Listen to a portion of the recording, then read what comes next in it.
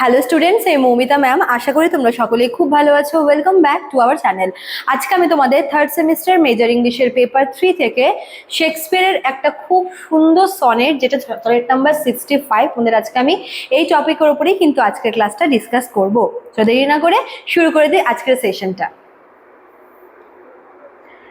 দেখো, শেক্সপিয়ারের সনেটগুলোর মধ্যে ম্যাক্সিমামে আমরা দেখবো যে শেক্সপিয়ার হচ্ছে সময় বা টাইম কতটা পাওয়ারফুল হতে পারে, টাইমকে কিন্তু খুব বেশি ফোকাস করে লিখেছে। ঠিক আছে, যে সময় হচ্ছে কতটা বিধ্বংসী, সময় সবকিছু ধ্বংস করে দিতে পারে, বা সময়কে কতটা সময় কতটা পাওয়ারফুল হতে পারে, সেই বিষয়ে কিন্তু প্রায় ম্যাক্সিমাম সনেটেই আমরা দেখব। তো সেম অ্যাজ সনেট 65-এও আমরা দেখব যে এখানে শেক্সপিয়ার হচ্ছে পাওয়ারকে টাইমকে কতটা পাওয়ারফুল হিসেবে দেখিয়েছে, বা শেষে আমরা এর একটা প্যারাডক্সিক্যাল মিনিং কিন্তু দেখতে পাবো। ঠিক আছে, দেখো তো একদম যে ওপেনিং যে কোয়াট্রেনটা, সেখানে হচ্ছে এক সেকেন্ড, হ্যাঁ, ওপেনিং যে কোয়াট্রেনটা সেখানে হচ্ছে শেক্সপিয়ার বলেছে যে infallible destruction, the opening quatrain catalogues the strongest structure. এখানে পৃথিবীর কিছু ভীষণ শক্তিশালী বা হচ্ছে এরকম স্ট্রং বা মজবুত বিষয়, যেরকম ব্রাশ, স্টোন, আর্থ, ওশান। দেখো, এগুলো হচ্ছে পৃথিবীর সব থেকে শক্তিশালী জিনিস। যেরকম মহাসাগর, ওশান, যেমন সুন্দর তেমন ভয়ঙ্কর। ঠিক আছে, পিতল, তারপর পাথর, এগুলো ভীষণ হচ্ছে শক্ত হয়, শক্তিশালী হয়। এবং এই যে বৃহৎ পৃথিবীর সমস্ত কিছু, এই সমস্ত কিছু কিন্তু সময়ের কাছে খুবই তুচ্ছ। ঠিক আছে, and declares them powerless against the ruinous hand of mortality।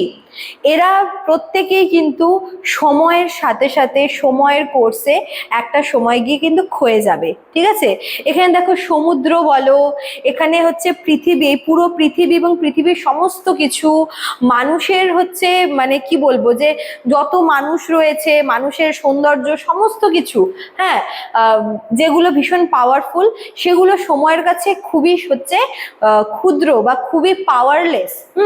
এটা হচ্ছে ফার্স্ট কোয়াট্রেনে বলেছে।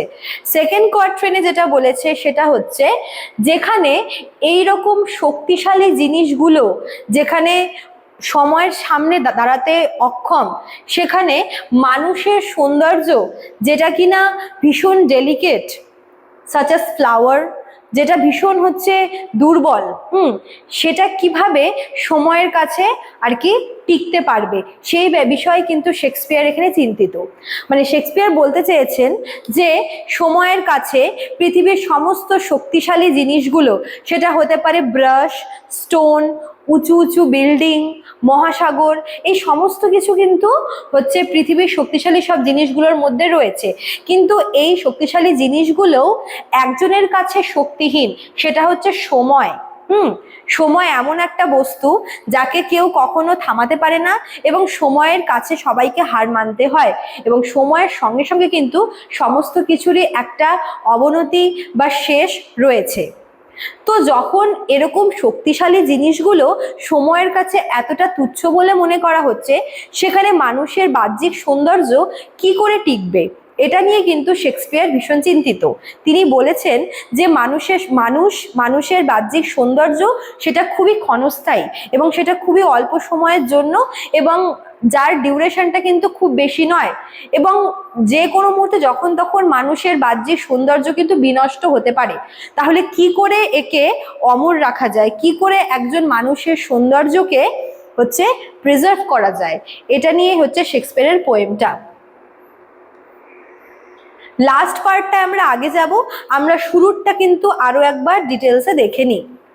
Throw out the first 12 line, প্রথম যে 12 লাইন রয়েছে, প্রথম 3টে যে কোয়াট্রেন রয়েছে, 3টে প্যারাগ্রাফ, সেখানে শেক্সপিয়ারের কথায় কিন্তু আমরা ডিসপেয়ার, ডিসঅ্যাপয়েন্টমেন্ট দেখতে পাবো।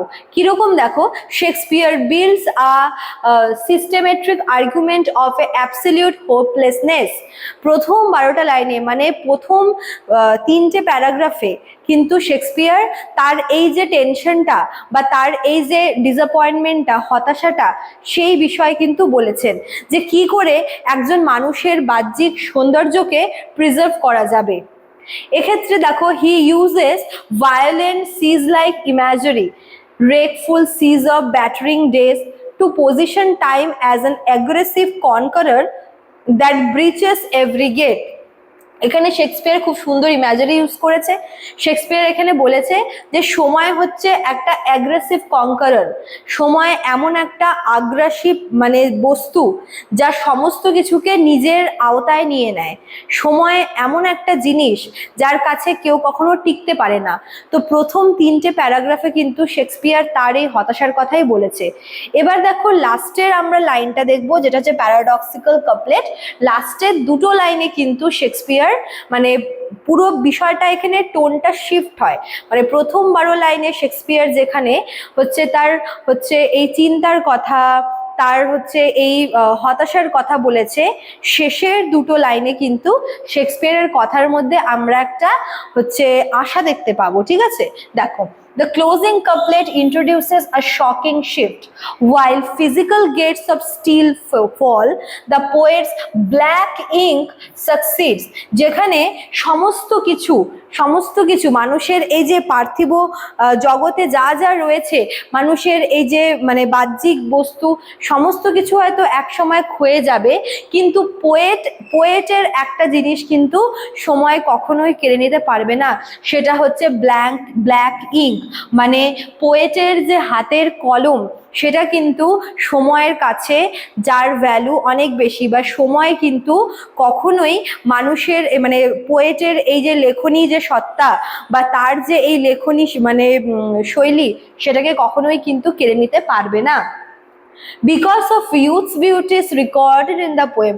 কারণ পোয়েট শেক্সপিয়ার তার ফ্রেন্ডের বিউটিকে হচ্ছে রেকর্ডেড রেখেছে, ঠিক আছে, তার কলমের সাহায্যে, তার কলমের কালো কালির মাধ্যমে সে তার হচ্ছে ফ্রেন্ডের সৌন্দর্যকে রেকর্ডেড রেখেছে, যেটা কিন্তু সময়েরও এগেনস্টে, it is outside of time, যেটা সময়ের হাতের বাইরে, remaining immortal and consistently illuminated, যেটা হচ্ছে ইমমর্টাল থাকবে।